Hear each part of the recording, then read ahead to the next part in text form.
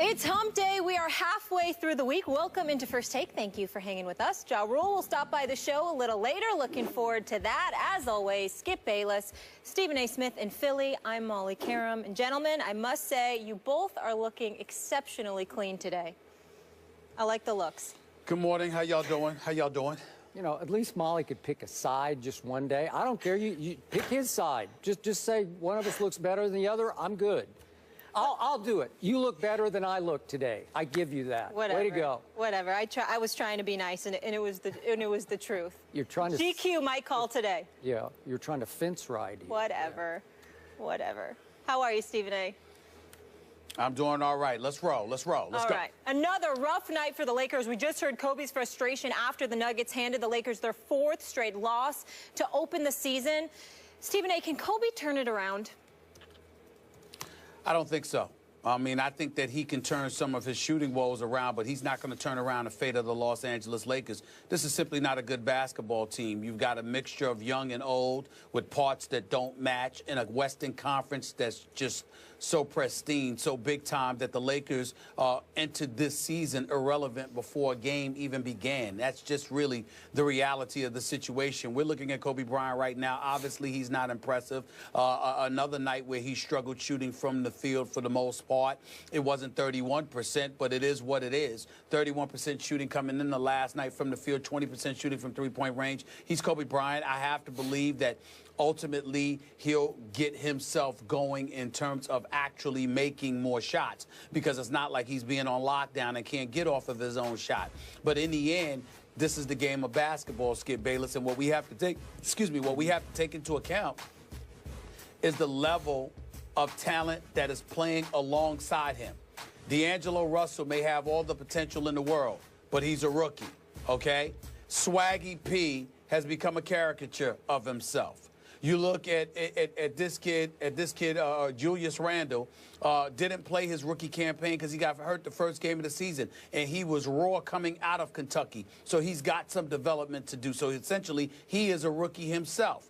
And then you take into account your experienced front line players. Even though Louis Williams can give you something off the bench tantamount to what Swaggy P, Nick Young could give you, if not better. In the end, he's but so limited because you've got Kobe and you've got Clarkson to consider.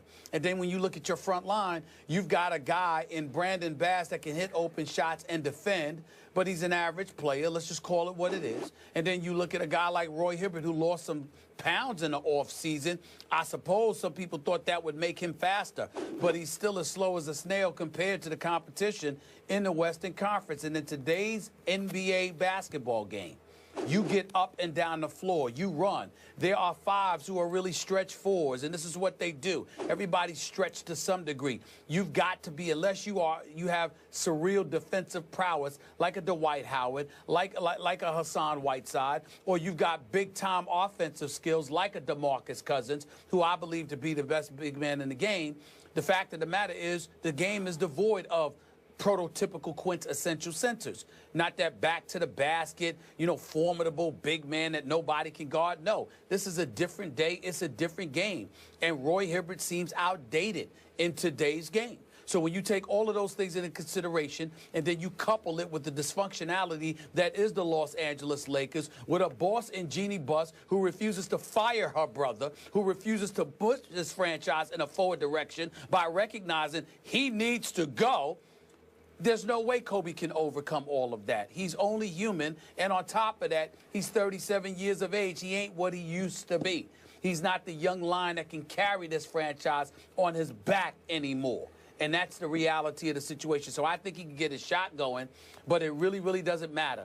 We said the Lakers were going to stink coming into this season, and that's where they are right now. And it's not going to get much better. And by the way, as much love as I have for Byron Scott, I believe he's in the wrong place. The only reason he's a Lakers coach is because he's a part of that franchise. In the end, he's better off coaching veterans who have established what they can do on the NBA level. To try to teach guys to get to that point, I don't think that's where Byron Scott's strength is. I think he's the kind of guy that needs to have a veteran squad, and I think he can do special things with a veteran squad. But with a young crop, teaching them how to play the game of basketball, how to be professionals, how to adjust to playing on this level, that's going to take some time. And he doesn't have that on his side. So you don't have the leadership, you don't have the coach, you don't have the players, which means you don't really have a basketball team.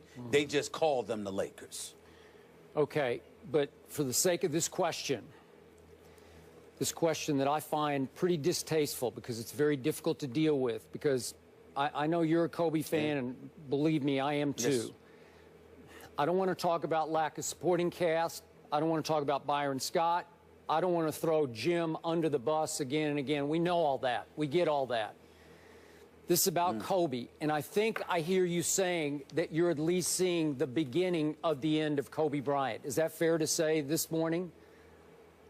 Well, I think it's fair to say because he refuses to leave the Lakers, Skip, which is why I brought all of those other things up. If he was playing on a quality basketball team with quality players, I think that this is nothing more than a shooting slump. But with the Lakers, when you don't have anything to work with, I think it's worse than that because you're on the Lakers. I'm not sure about that. Back to Molly's original question, can he turn this around? Yeah, obviously he can turn his shooting around a little, but I don't think he can turn his game around a whole lot. I think that best case scenario that we're going to see Kobe Bryant, if he does, quote unquote, turn it around, still be a shell of his former Black Mamba self. I'm now convinced we're never going to see that guy again. Not after 2 debilitating major injuries and surgeries that he's been through at his advanced age, and we've talked all about how many games he's played, 20th NBA season. I'm sorry, I'm seeing a guy who just realized and was shocked by the fact that Father Time has tapped him on the shoulder. And I never thought I'd see Kobe Bryant lose his confidence, but Stephen A., I know it's only 4 games in, but I watched last night.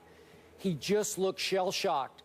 He looked like a guy who's looking down at his body saying, go, you know, come with me. Come, and the body won't go with the spirit, won't go with the heart, won't go with the guts anymore. And Kobe's just reduced to a spot-up shooter who has completely lost his confidence. Do you realize that last night, Kobe Bean Bryant shot 3 air balls? 3. He shot 2 air balls on 3-point shots and 1 on a mid-range jump shot. How embarrassing, how humiliating was that for one of the all-time greatest players? I think we both agree he's in our top 10 all-time. Look, I'm seeing the beginning of the end, and I don't enjoy this, but that's what I saw last night. I saw a guy who can't even, to me, I'm sorry, I can't see him playing another year after this one. You make your case about could he go elsewhere? I don't know, maybe be rejuvenated by playing with a really good team or another superstar. I hope you're right about that. That's not the guy I saw last night. And Stephen A. That's fair. Late in the game, there was a play that caught my eye. It wasn't the deciding play of the game, but it was still, the game was still hanging in the balance. It was 2:18 left.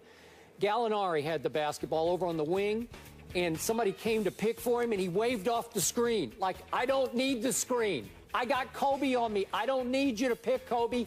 I can take Kobe.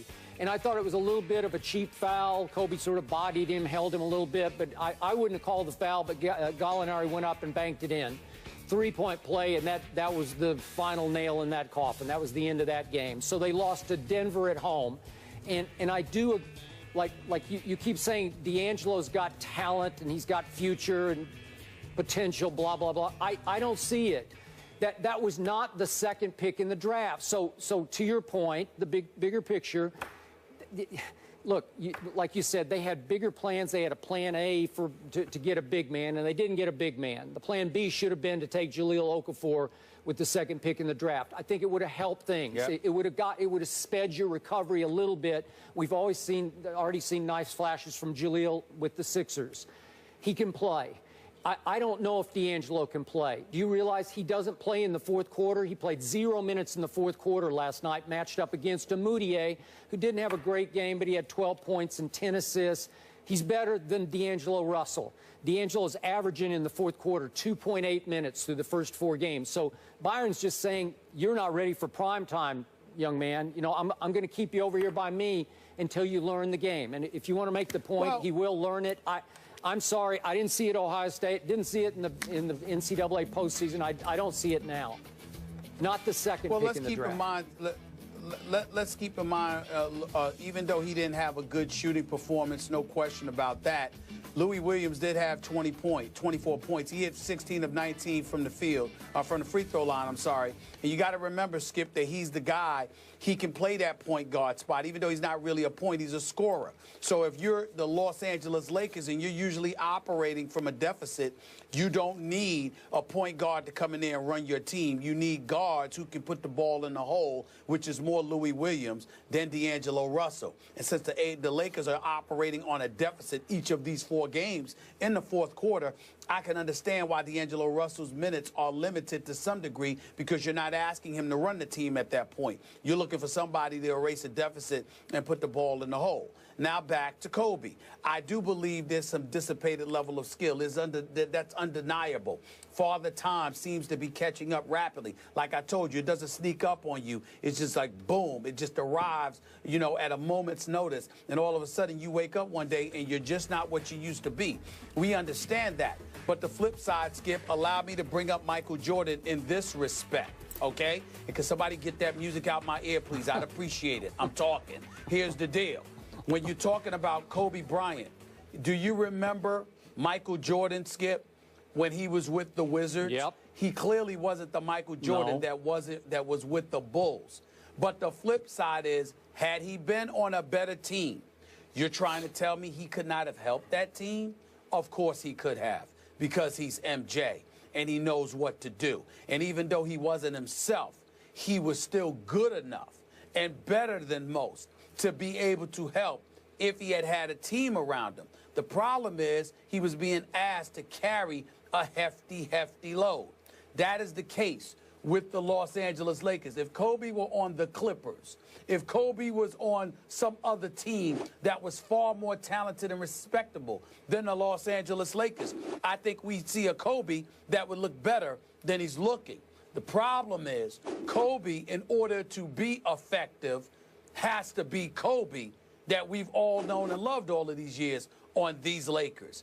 That is where your problem lies. He doesn't have guys around him, Skip, and therefore Father Time is going to really pummel him quicker than expected because of this team that he is playing with. It's a damn shame what the Los Angeles Lakers have done to him over the last 3 to 4 years of his career. It's a disgrace. I think the whole thing is a shame, and I apologize to you. We got to get some better music. We got to get your kind of music for our B-roll music. You should I'm not interested in music when I'm talking. Okay, I got it. I'm not interested in music when I'm talking. We got it.